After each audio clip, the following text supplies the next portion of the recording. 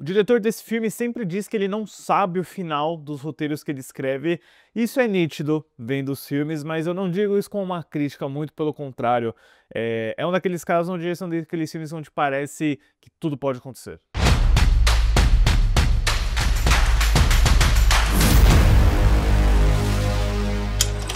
Olá, fãs da sétima arte, meu nome é Lucas Nascimento e esse é o Lucas Filmes. E hoje eu tô aqui pra falar sobre um dos filmes que eu tava mais ansioso pra assistir esse ano, é um dos filmes que tava no topo da minha lista, assim, de mais antecipados, que é A Hora do Mal, Weapons, o novo filme dirigido pelo Zach Cregger. Mas antes eu vou pedir pra você curtir esse vídeo, se inscrever no canal e ativar o sininho para não perder notificação dos próximos vídeos.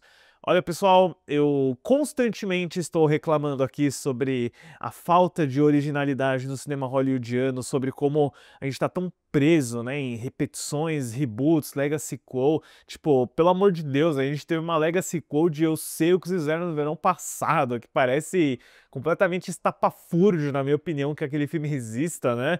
Então, eu sempre fico feliz de encontrar projetos novos, dinâmicos e originais. E eu acho que eu já falei isso antes aqui no canal, mas vale a repetição, essa é uma boa repetição. O terror nunca vai te decepcionar, tá? O terror, ele vai te trazer muita tranqueira? Vai, mas ele também ainda permanece como a principal fonte de ideias originais que a gente vê no cinema atualmente, na verdade desde sempre, tá? Eu acho que o terror, né, com a sua vasta criatividade de assassinos, entidades, fenômenos, elementos sobrenaturais, sempre consegue trazer algo novo, interessante. E o Zach Cregger, que surpreendeu todo mundo lá em 2022 com Noites Brutais, o Barbarian, é um dos nomes que desde já eu estou bem interessado e investido, né, nos futuros projetos dele. Ele vai dirigir um Resident Evil no ano que vem, então, putz, isso aí parece ótimo. E ele, né, com os grandes sucessos do Barbarian, que foi super barato, conseguiu uma boa grana nos cinemas, ele começou a desenvolver o próximo trabalho dele, que é esse roteiro Weapons, que quando chegou no mercado em 2023, no comecinho do ano, gerou uma verdadeira briga entre os estúdios, todo mundo queria esse projeto. O Jordan Peele não conseguiu, ele queria produzir com a Monkey Paw, a produtora deles, e aparentemente ele ficou tão puto de não ter conseguido que ele demitiu os agentes dele. Quem saiu por cima foi a New Line Cinema, o braço da Warner Bros., que, né, tem uma longa e frutífera história com o gênero do terror, oferecendo um valor de 38 milhões de dólares. Isso acaba sendo o orçamento do filme, que tinha um elenco totalmente diferente na época, pessoal. A gente vê aí no pôster, né, o Josh Brolin, Julia Garner, o B.D. Wong, mas era um filme com o Pedro Pascal. Eu sei, eu não tô zoando, o Pedro Pascal ia fazer esse filme, além da Renate Reinsve, da Pior Pessoa do Mundo, do Brian Tyree Henry, do Tom Burke. O elenco foi completamente mudado, né? O Zach Cregger disse que o Pedro Pascal teria que sair para fazer o Quarteto Fantástico, e ele falou, bom, como o Pascal saiu, eu vou ter que mudar todo o elenco do filme, né? Ele tinha, acho que uma ideia específica de perfil de personagem. Também, né, não ajuda o fato de que a gente estava tendo a greve do SEG, a greve do WGA, toda aquela crise em Hollywood daquele período. Ele remontou todo esse elenco aí com o Josh Brolin, a Julia Garner, o elenco que a gente vê no filme agora, com as filmagens acontecendo em Atlanta a partir de maio de 2024. E a estreia original do filme seria janeiro de 2026, só que devido a algumas mudanças no calendário da Warner Bros., né, uma delas incluindo o adiamento de um filme de dinossauro com a Anne Hathaway e o McGregor, que ainda vai sair, só que agora no ano que vem, o Weapons veio pra frente, né? Ele veio agora para agosto de 2025 e, né, antecipar um filme é sempre um bom sinal, é um sinal de confiança, e eu fico feliz que ele tenha chegado, porque eu tava muito curioso para assistir. Resultado, assim, é maravilhoso, tá? Como alguém que adora terror e adora roteiros imprevisíveis e formas criativas de contar uma história que no macro, beleza, pode não ser a coisa mais surpreendente do mundo, mas a execução que você traz é toda a diferença e garante aí no A Hora do Mal. Acho um bom título nacional, inclusive, um dos grandes filmes de 2025. A história do filme acompanha a repercussão em um bairro após 17 crianças desaparecerem misteriosamente no meio da madrugada. Enquanto cidadãos e pessoas diferentes tentam lidar com o luto, as respostas começam a aparecer de formas perturbadoras. Eu adoro o fato de que o Zach Cregger é muito bom de fisgar sua atenção de cara, né? De começar uma história num ponto onde você fica mais interessado a cada cena, a cada diálogo, assim, né? O Barbarian brincava muito com isso, né? Com essa ideia de você chegar num Airbnb, e aí tem uma outra pessoa lá, e aí você começa a descobrir os segredos daquele Airbnb, de que existe um porão, de que existe o que existe em Barbarian, né?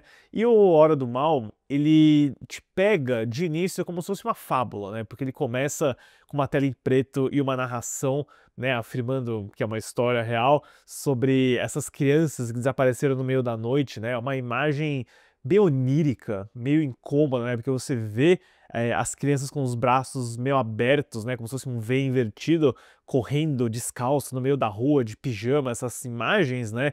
Que estão aí na primeira parte do filme são bem impactantes, e a ideia de que elas saíram por livre e espontânea vontade, né? Mas com, obviamente, isso é perceptível, algum tipo de transe, você vê que elas estão sob efeito de algo, é um mistério instantaneamente sedutor, né? Tipo, o que aconteceu, qual é a resposta, e o filme, ele tá tão dedicado ao impacto que isso teve na população, nos moradores daquele bairro, né? E uma das decisões que o roteiro toma que eu acho formidável, acertada, é começar a história um mês depois que isso aconteceu, né? Você vê a cena de imediato e você vê, né, a Julia Garner, que é a professora dessa sala de aula, são todos alunos da mesma sala, chegando na escola e todas as carteiras vazias, né? Com exceção de um único aluno, que é o Alex, vivido pelo ótimo Kerry Christopher.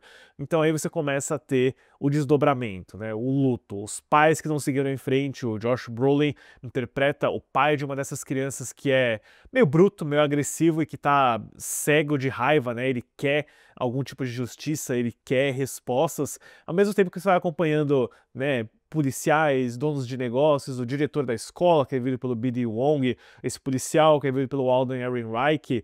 Eu vi muitas comparações, né, quando o projeto ele foi vendido, de que seria meio que um Magnolia de terror. E de fato, porque você tem múltiplos personagens, você acompanha a perspectiva e o ponto de vista deles a partir de alguns pontos, né? Você vê uma tela preta com o nome de um personagem e você segue ele por alguns minutos, né? Às vezes você chega até repetir alguma cena, mas o contexto muda totalmente quando você entende o que tal pessoa estava fazendo, o que aquela pessoa estava pensando em fazer, né? Tem um personagem vivido pelo Austin Abrams que estava naquele Lobos, né, do John Watts com o George Clooney e o Brad Pitt, roubou muita cena naquele filme e ele tá ótimo aqui, né? Ele faz um cara meio viciado em drogas, que fica perambulando pela rua e que acaba sendo mais esperto do que a gente imagina, né? Tem interações dele com Alden Ehrenreich, principalmente, que são divertidos, né? Apesar de ser um filme de terror, de atmosfera pesada, e isso tá muito mais pautado pelo drama dos personagens, ele tem surpreendentes escapes cômicos, muito orgânicos nessa história, né? Quase como se fosse uma liberação forçada de riso nervoso, né? Um nível tão elevado do terror que aconteceu, né? Eu não sou pai, mas eu imagino que para um pai ver um filme desse, né, com essa ideia, né, das crianças aparecerem e subsequentemente das respostas que vão chegando, deve ser uma experiência muito incômoda, perturbadora de verdade, assim. E eu não vou falar de spoilers, obviamente, eu não tinha assistido o último trailer, aí eu peguei pra ver, pra tentar entender o que eles revelaram, até onde eles foram né, em trazer spoilers aí. Eu não vou trazer spoilers, porque eu acho que isso faz parte da experiência. Obviamente tem algum tipo de elemento sobrenatural aqui, né? Não é um filme normal, mas eu vou evitar com toda certeza falar sobre o que tá acontecendo aqui, né? Mas é uma boa ideia. Eu acho que tem tanta coisa carregada nesse filme, né? Não só do elemento de terror, do elemento meio fabulesco que ele apresenta no início, mas de próprios problemas da sociedade americana, sabe? Como violência policial, problemas de bullying, problemas de, às vezes, crianças que não falam o que está acontecendo, de violência doméstica também. Tem muita coisa empacotada nesse roteiro, mas nunca é excessivo, ele nunca é. Parece que ele tá querendo, né? Aquela expressão, querendo mastigar mais do que você pode morder. Eu acho que ele tá na medida, o elenco todo é muito bom. É tão revigorante, né? Ver o Josh Brolin num papel assim de novo, né? Onde não é um personagem de quadrinho ou algo de ação. É quase que eu tava lembrando dele no Onde os Fracos Não Têm Vez, sabe? Às vezes a gente esquece como que o Josh Brolin é um ator potente, de impacto. Eu também gosto da Julia Garner, ela tá tendo um ano bem interessante, né? O Lobisomem, o Quarteto Fantástico e agora o Weapons. Ela faz uma personagem que de início é acusada, né, de ter algo a ver com o desaparecimento das crianças, e como esse é um vídeo sem spoiler, talvez eu não deva revelar se ela tem ou não envolvimento, mas a performance dela no início, porque ela é a primeira personagem que a gente acompanha, né, nessa troca de perspectiva, tem características e comportamentos que fazem você questionar. E eu acho que isso é um grande mérito da performance dela, assim como todo o elenco envolvido, né? Tem boas surpresas aqui. O menino Carrie Christopher que eu falei é ótimo também. Assim, o grande destaque desse filme, não vou falar muito sobre a personagem, enfim, é a Amy Madigan. É uma atriz que a gente já viu em várias coisas, né? Tipo O Campo dos Sonhos com o Kevin Costner. E ela tem um papel ótimo nesse filme. Quando você vê a personagem dela, você não vai conseguir pensar em outra coisa. Esse é o máximo que eu vou dizer aqui, mas que escalada de elenco inspirada, que transformação, que performance. Talvez eu tenha que fazer um vídeo com spoilers no futuro para poder falar melhor sobre alguns desses elementos, né? E o Zach Cregger como diretor, né? Eu gosto de como a câmera dele vai passeando por esse bairro, por essa cidadezinha com muita liberdade. Você sente que é um mundo grande ao mesmo tempo em que ele é limitado, né, pelas casinhas, as árvores, como os personagens vão se cruzando nas ruas. Ele tem um domínio formidável de atmosfera, de susto também, né? Tem algumas sequências de sonho onde você sente que tudo pode acontecer graças à natureza não real, né, de alguns elementos. Que cineasta talentoso e muito certeiro na criação do terror. Não só do susto fácil, mas da atmosfera. Tanto que tem uma sequência que me surpreendeu bastante, né? Onde você tem o setup básico de um susto, né? Que é o personagem tá dentro de um carro, espionando uma casa, esperando algo aparecer. Normalmente você veria um susto, né? Você veria do ponto de vista de quem está esperando a aparição acontecer. Mas no caso dessa cena específica, você vê o elemento que normalmente nos daria o susto vindo na direção da pessoa que está incapaz de ver, né? Você acompanha com a câmera o elemento que seria assustador e acho que pelo próprio fato, né, de você estar vendo aquele elemento num plano contínuo indo até determinado personagem, é ainda mais incômodo, né? Porque é aquela situação da bomba embaixo da mesa que o Hitchcock sempre fala, quando você está sabendo de algo que seu personagem principal não sabe. Então, achei um excelente domínio, né? Essa cena é uma demonstração muito clara de como o Zach Cregger sabe dominar elementos de terror. Eu tenho algumas questões que ainda estão borbulhando na minha cabeça quanto ao final, né? O final, ele tem um escape, né, de riso nervoso muito forte, mas que é catártico, por assim dizer, mas eu fiquei um pouco perdido com algumas das regras desse universo, dos elementos que ele está tentando colocar.